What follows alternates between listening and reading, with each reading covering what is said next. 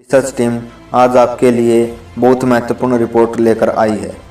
हरियाणा का इतिहास बहुत पुराना है। हरियाणा की जो संस्कृति है वह पूरी मनोरंजन से भरी हुई है। हरियाणा में प्राचीन समय से सांग बहुत लोकप्रिय रहा है। इन सांगों में समाज के हर पहलू पर कलाकारों की आपस में चर्चा होती थी। दादा लक्ष्मीचंद जैसे सांगी पूरे प्रदेश में सुप्रसिद्ध सांगी रह चुके हैं। आज हम आपको उन्हीं के शिष्य पंडित रामस्वरूप भारद्वाज के बारे में कुछ रोचक बातें बताने जा रहे हैं। इनका जन्म 16 मार्च 1916 को गांव सटावली, जिला सोनीपत, हरियाणा में हुआ। उनको जन्म से ही गाने बजाने का शौक था, तो वे दादा लक्ष्मीचंद को गुरु बनाकर सांगी बन गई। पंडित जी ने अपने सांगों में भविष्य की झलक भी पेश की है। जो उन्होंने अपने सांगों में उस समय भविष्य के लिए गाया, आज वह सत्य साबित हो रही है।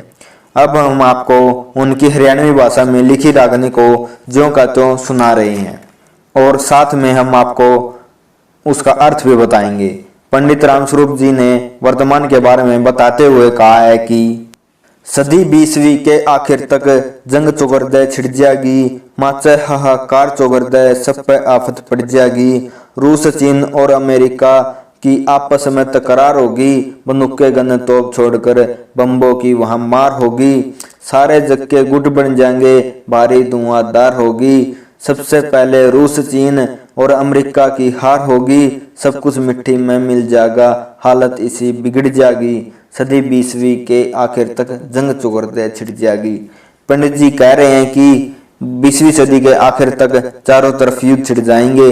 रूस, चीन और अमेरिका में आपस में मनमुटाव होगा, जो युद्ध का कारण बनेगी। वर्तमान में आज ऐसी ही हालत बन गई है। बंदूक, गन, तोप छोड़कर परमाणु बम इत्यादि से युद्ध होंगे। सभी देश अलग अलग गुटों में बट जाएंगे। चारों तरफ कोहराम मच जाएगा। रूस, चीन, अमेरिका युद्ध में हार जाएंगे। सभी देशों में सब कुछ खत्म हो जाएगा और हालत बिगड़ जाएगी। 7, 8, 10 साल भीतर होकर रहेगा मसान।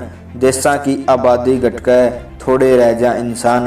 कई कोसा पे मानस पावे, चौगरदे जंगल बियाबान। कुछ भी चीज नहीं थ्यावेगी, इसी कसूती अड़ जाएगी।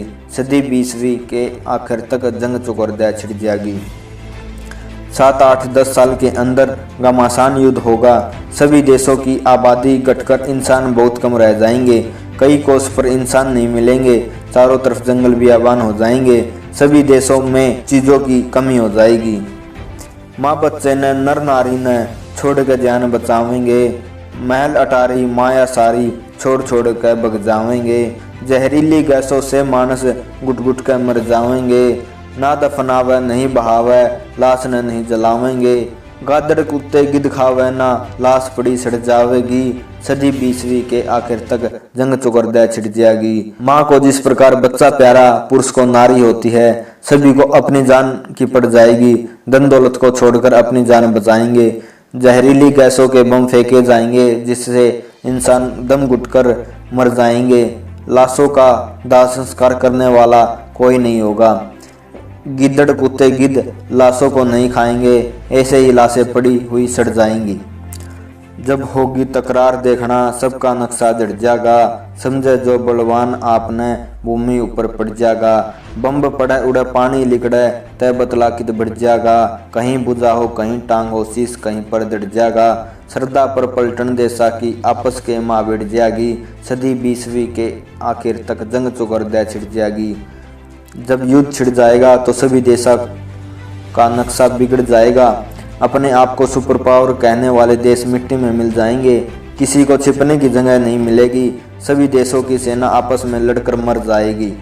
जंग खत्म होया पाछे फिर सबका ठीक मिजाज होगा। भारत का रहने वाला एक व्यक्ति बेअंदाज होगा। पहले की तरिया दुनिया में भारत सिर का ताज होगा। सारी दुनिया में भारत का फिर चक्रवर्ती राज होगा। राम स्वरूप कह नीडर रोहतकी, सबकी मरोड़ लिगड़ जाएगी। सदी 20वीं के आखिर तक जंग चौगरदा छिड़ जाएगी। माचा हाहाकार चौगरदा सब पे आफत पड़ जाएगी। अपनी रागनी की अंतिम कड़ियों में पंडित रामस्वरूप जी ने तोड़ पाड़ दिया। जंग खत्म होने के बाद सभी लोगों में भाईचारा होगा। भारत में रहने वाला एक व्यक्ति ऐसा पराक्रमी होगा जिसका अंदाजा नहीं लगाया जा सकता। पहले की तरह भारत फिर से विश्व गुरु बन जाएगा और पूरे विश्व पर उसी का राज होगा। आखिरी पंक्ति में पंडित रामस्वरूप जी कहते हैं कि सभी लोगों का घमंड निकल जाएगा। पंडित रामस्वरूप जी की रागनी से पता चलता है कि उन्हें भविष्य के बारे में सब कुछ पता चल गया था। भारत के जिस व्यक्ति के बेअंदाज होने की बात कही है उसके बारे में देश विदेश के भविष्यवक्ताओं ने भी अपनी भविष्यवाणी में जिक्र किया है। वह महापुरुष कौन होगा जिससे भारत विश्व गुरु बन जाएगा? हमें कमेंट बॉक्स में जरूर बताएं ताकि हम